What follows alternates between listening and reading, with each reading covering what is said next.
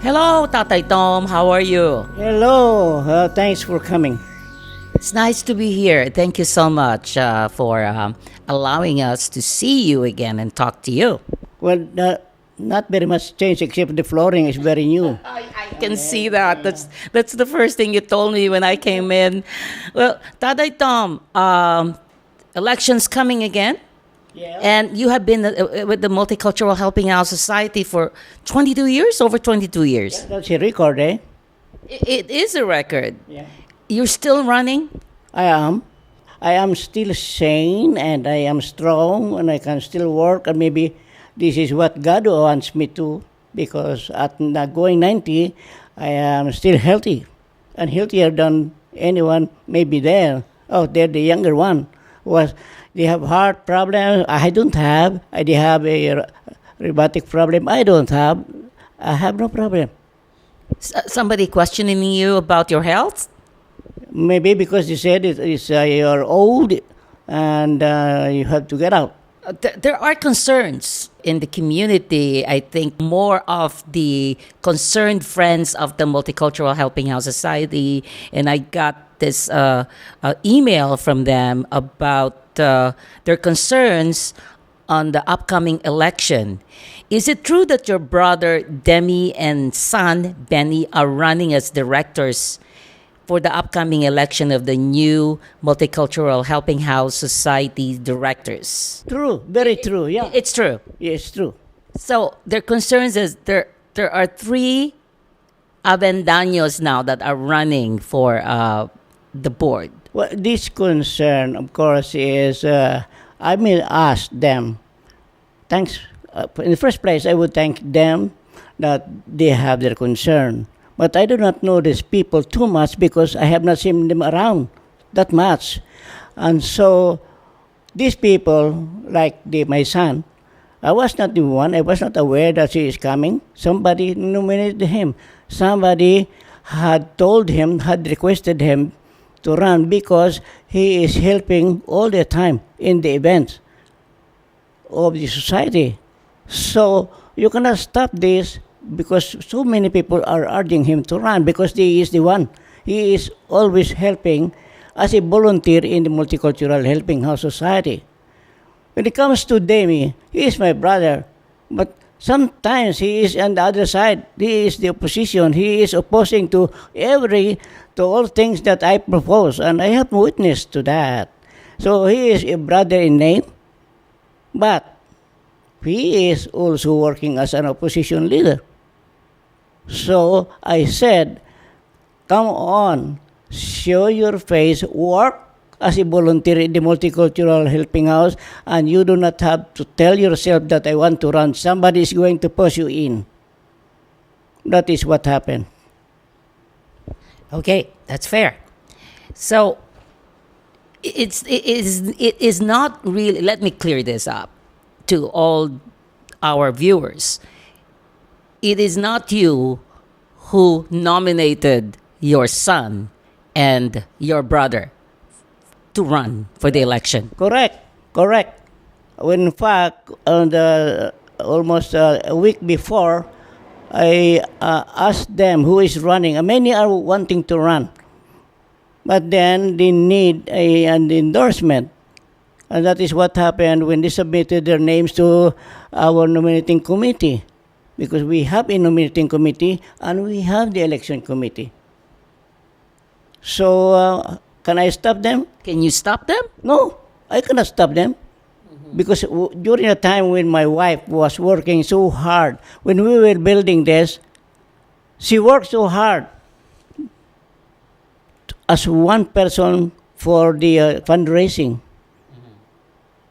And to tell me now that I am out hurts me because my wife and myself, we have so much investment in here. And to tell me that this is a community, of course this was built for the community, built by whom? Very few people was with me during the time when I was building this.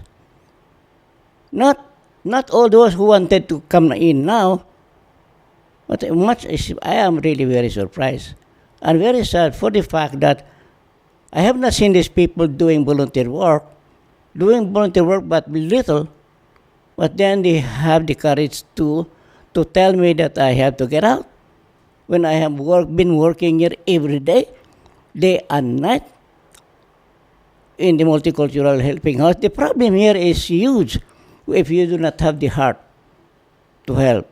So what I would like to know is, where were they? I would like to ask this. Where were they when I needed them? So, what do you say about the concerns of the Friends of the Multicultural Helping House Society? Do you have any idea who they are? I don't have any idea who they are because they call themselves friends. But I tell you that my board can testify who were the friends of the Multicultural Helping House, because we were looking for people to help us and there were none around. Very few, I would say, but there were not very many that are around to help us because this is a volunteer work. Our board member here has received nothing. You ask them, and they pay for their gasoline coming from Surrey. Every time that we have here, they come here for what? For on their own expense. And this is what makes the Multicultural Helping House board member. Those who would like to spend their money, their effort, and their expertise as a volunteer work. So, you're saying that this is more of a volunteer work. 100% because nobody of us is receiving anything from this, serving this as a board member. And you have been doing this for 22 years, or over 22 years. You call me crazy? For 22 years, Yes. I am. But this is for the love of God.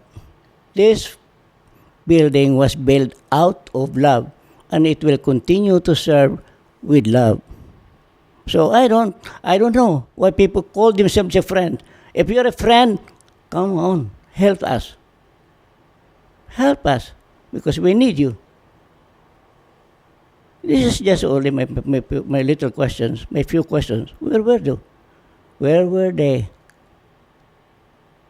Do they have the right to tell me now that I have to quit and get out of the thing that I love so much?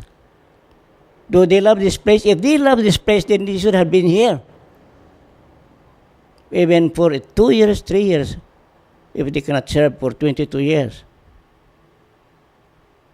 But your brother, My brother, he has been here. he has been here too. But remember that he is also helping the program as active as I can see. My brother is my brother, but in this, if you are not performing very well, if you are not performing your job, you don't deserve to be here. But they deserve. So you have no problems with them. I have no problem. That is why the person that is concerned, Demi and Marilu, passed through the nomination committee, and the nomination committee approved them. That means that they are qualified and they are not bad people as they picture them. Oh, now that you have actually said directly that it's all pure volunteer work for all of you, and it's 100% volunteer work. So if the committee demands for transparency, will you be able to show the public the Multicultural Helping House Society Transparency Financial Report? Or will you be able to clearly show how much of each donated dollar goes to your mission and how much goes toward overhead cost, projects, staff, maintenance, miscellaneous? That is only if somebody would ask you. Oh, yes. Certainly 100% we are ready because we are audited by the government. And once you make a mess with the government, you will not receive any grant for the next year. And the fact that the Multicultural Helping House has been receiving consistently a grant from the government, that means that we are 100% good. We are not wasting. We are not doing anything about the money that was entrusted to us. It is allocated to what it is intended for. And if you want to see it, I think you make an appointment with our auditor and our treasurer, and they will just be glad to show you how we are audited by the government.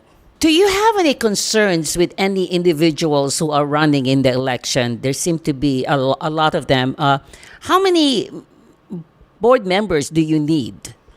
You know, we had, in the last election 2 years ago, we decided to reduce our board member from 15 to 7 because it is big in number but few in performance. All right, so we decided to have 7, and everyone was involved in that decision. Even Chinko Lobong, who was a member of the board before, has been involved in that selection, in that decision that we will have 7. And so all of us was a candidate, and even Chinko Lobong was a candidate herself. Unfortunately, she lost the election. This is 2016. 2016, she lost the election. And then this protest came officially to us after 1 year and 4 months. That she wrote us a letter that we have to respond and we have to expel. It is not easy to expel a board member.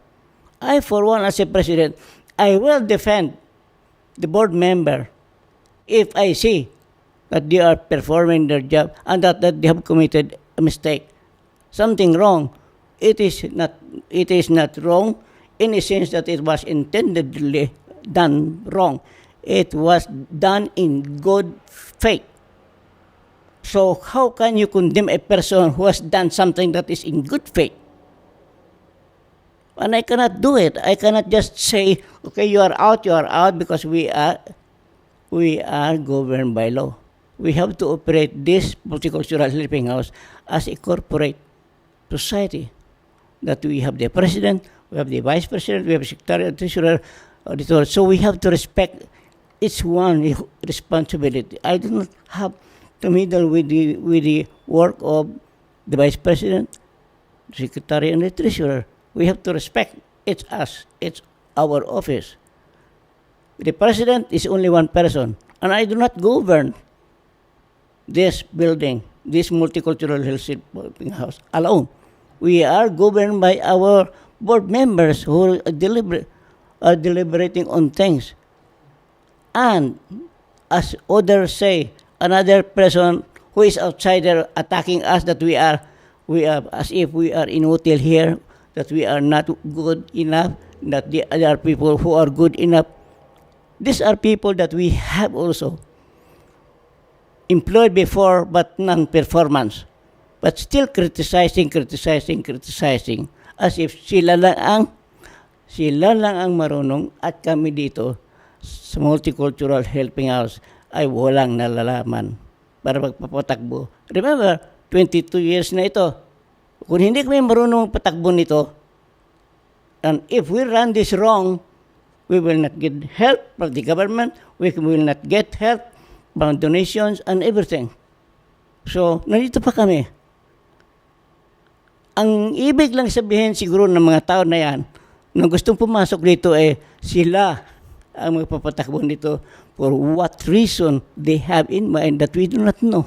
Ano ba? Ako ngayon ang magtatanong sa kanila, ano ba ang layunin nyo? Nasaan kayo as a volunteer dito sa Multicultural Helping House? Kung kayo din nandito, may katuwiran kayo masasabi na, tamad yan si Tatay Tom, tamad yan si Churo, tamad yan mga lahat na yan, walang ginagawa yan, walang nalalaman. But I will not accept that. Because I will defend all of my members of my board. Kaya lang, hindi mo talaga masasabi na mayroong tao lang yan eh. And I will accept that na mayroong talagang tupa na lalayo ng konti. So, shepherd. I will accept that. It is not 100%. But this is the wisdom that we are imbued in this Multicultural Helping House is volunteerism. Come and help. Huwag kayong magsabi na hindi mo tama yung ginagawa namin dito. Come and help. Magbuhat ka ng silya, mag-drive ka ng kotse, mag-drive ka kung may caregiver na at madaling araw ay kailangan ng tulong. Ang daming problema dito. Kaya ako, palagi akong ano. Ngayon, sabihin mo yung anak ko, ay yun ang naawa sa tatay niya. Makakapag-drive ako ng hating gabi. Sino tatawagin ko? Yung anak ko. O ngayon, ay yan ang naglilingkod dito. Yun ang nagmamahal dito. Wala man lamang kinabang kung hindi magtulong sa Multicultural Helping House. Ano, masama ba yun? Sabi nila, clan. Ano yung tawag nila? You're building a dynasty. Yeah, I believe in dynasty. My goodness. Kung ang apo ko ay magbubuhat dito at gusto rin nila magtumulong dito, mahalin nila ito kahit na wala silang pakinabang. Sino din tao dito na gustong tumulong, mamahalin ko siya. Pero yung tao na nag-criticize, kamukha ng isang architect natin, tatay, bakit ba itong building na ito, takilid ito? Sabi ko, bakit? Sabi niya, matutumba to eh. Oh, nung nabigyan ito, nung nanalo ito ng award sa buong Canada for architectural design, ano na sabi niya? Sabi ko, mali ka. Kasi kaibigan ko siya eh. Nasaan ka nung ako humingi ng advice sa iyo? Wala. Ngayon ay tumatakilid yan sa tingin mo. Ay, pakitakilid niyan. Makikita mo ngayon ang building sa Richmond, panitakilid, panay glass. Dito yan. Na-design. Kasi naglalaban namin sa City Hall itong design na ito. Alam yan. Kasi Chulong, kasama ko doon. Napunta kami sa City Hall. Yung mga board ko ngayon, yun ang mga katulong ko nung araw na para itong papatayo itong building na ito. Pero yung luma na yun, hindi sila kasama dyan. Pero ito, kasama na sila. Ano yun ang gusto kong makakasama? Pero hindi ko alam kung bakit nagkakawatak-watak kami ngayon. Why? Hindi ko alam. Namalungkot nga, pero hindi ko alam. Thank you, Tatay Tom. Tatay Tom, do you have any concerns with any individuals who are running in the election? There are so many of them. And if you don't mind, who are they and what are your concerns? But you don't need to say their names, but you can just...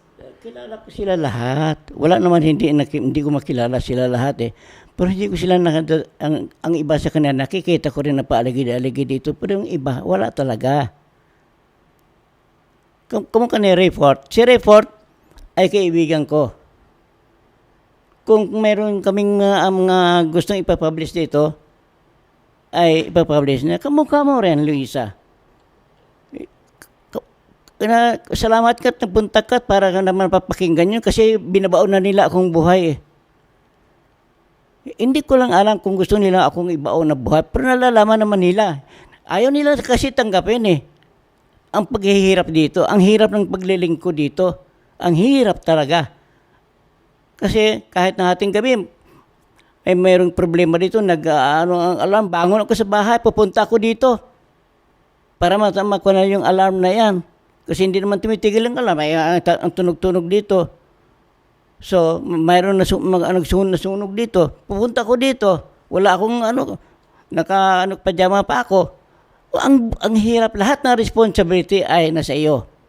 Nasaan? Gusto ko, nanghanap ako ng katulong. At ito yung mga katulong, yung mga nagkakandidato ngayon, yun ang mga tumutulong. Ay, sinong kukunin natin? Sana, yung mga kasama ko dito, masama-sama kami. Tulong-tulong kay director ka, kay hindi, kung gusto mo tumulong sa community. Makatulong ka, hindi naman kailangan maging director ka. Basta, yung pagka-director mo, alay mo sa Panginoon. Panginoon ang magantimpala sa inyo. Hindi naman tao eh. Diyos ang magpagantimpala sa inyo. Yan ang aking hangarin sa buhay. Kaya yan lahat ng mga kandidato na yan, pabayaan mo sila. Kung kilala sila ng tao, kung ibubuto sila, salamat. Pero wala akong niyan na sabi ko, ito, no. Hindi ako makikialam yan. Fair enough. So, Tatay Tom, about that letter that I read on Facebook, and it was also sent to me, the letter to Ching Colobong, which was also the former president of the Multicultural Helping House Society. Nagulat nga ako yung natalo si Ching eh. Gulat ako kasi kandidato siya. Bakit siya natalo? Ay former president yan. At former director yan. Bakit siya natalo? Hindi ko alam. I do not know the explanation why. Kasi nung araw na yon, hindi ako nakikialam sa eleksyon nila dahil na nandun nga si Cheng, kasama si Cheng sa board member. Ngayon, one vote lang ang kanila nilimbay. Silang dalawa ang nagko-contest sa number 7. Ngayon, nung natalo ng number 7, sabi niya, pwede naman number 8. Ayun ang ito ang nagdedebatihan namin sa board. A minimum of 7, a maximum of 2 wala. Ito ang sinasabi ko na we have to correct this because ang language interpretation, kung minimum of 7, pwede mag-maximum ng 8, pwede maximum ng 9, pwede mag 10, 11, 12, 13, hanggang 100. Pero 7, sa sample ballot, ay 7 lang talaga ang instruction. The instruction in the sample ballot is vote only 7. Ito. Maliwanag na maliwanag. Vote only 7. Okay. Can I see that? Yeah, oh. Kasi hindi naman yan mangyayari, yung gulo na yan, kung nanalo si Cheng. Hindi lang talaga matatanggap ni Cheng na talo siya. So is that all the while the issue between you and Ching Colobong? Not me. The Multicultural Helping House? Yeah, kami. Kami na board. The board. Yeah. Pero si Cheng, binigyan niya ko ng ultimatum na tatanggalin talaga yung dalawa na sinasabi niya na hindi karapat-dapat. Sabi ko, madali mo sabihin yan. And this is from her letter, right? Yes. Last April. Yeah, madali mo sabihin yan. Pero, mahirap yan eh. We are not, dictatorial government. We are operating this as a corporate. We have to have a consensus. We have to have a decision. But matagal yan. Dahil na-divided kami sa issue na yan. Oh, I see. So you are divided in this issue. Yeah. Is that the reason why it took you 3 months to respond to her letter? Marami kami mga urgent matters aside from this kasi meron kaming problema sa Maynila office. Hindi lang siya ang attention ay yung Multicultural Helping House against the federal government. Dahil na para kaming aping-api ng federal government, kaya mainit ang aming diskusyon tungkol dito, laban o hindi, o ano, ganon. So itong issue na ito, hindi ito na diinan mabubuti dahil nga sa issue ng funding na between the liberal, ang aming program, pre-arrival program sa Manila ay tinanggal ng federal government. Kaya kami, medyo palaban kami doon sa ibang bagay. At ito ay since brought out late na, mag-eleksyon na eh. So sabi namin, mag-elect na lang tayo, mag-eleksyon na lang tayo. Pero yung issue ni Cheng, na alisin yung dalawa, napakahirap gawain yan. Napakahirap because it goes to the process of so many things. You have to prove the person is to be guilty, right? Hindi guilty because he has done it in good faith. What can you say to the community about what is happening right now? Especially with the upcoming election that's going to be happening on Saturday. Well, sana na bago kayo mag-form ng inyong idea at to pass judgment, mag-imbestiga muna kayo. At we are here to answer your question. Ang multicultural is open para sagutin ang lahat ng mga concern. Kayo, kung magtatago lang kayo at ano kayo behind the back, then in order to bury me alive, so mali kayo sapagkat hindi nyo ko maililibing na buhay. Ang Panginoon lang ang makagawa niyan. Thank you. Thank you, Tatay Tom. Good luck. Okay, sure. Thank you for coming. And I miss Steve, and I hope I was telling him to sit down with me and ask questions. Walang cover. Para another time, we'll do that because the Multicultural Helping House, I think, needs us to expose. Because hindi alam ng tao ang ginagawa namin dito. Talagang hindi alam. Kasi ang mga critics mo lang sinasabi nila ay panay mga mga pangbatikos lang. Pero alamin nila ang trabaho dito. Then, pag alam na nila, pasok na sila. Alis na ako.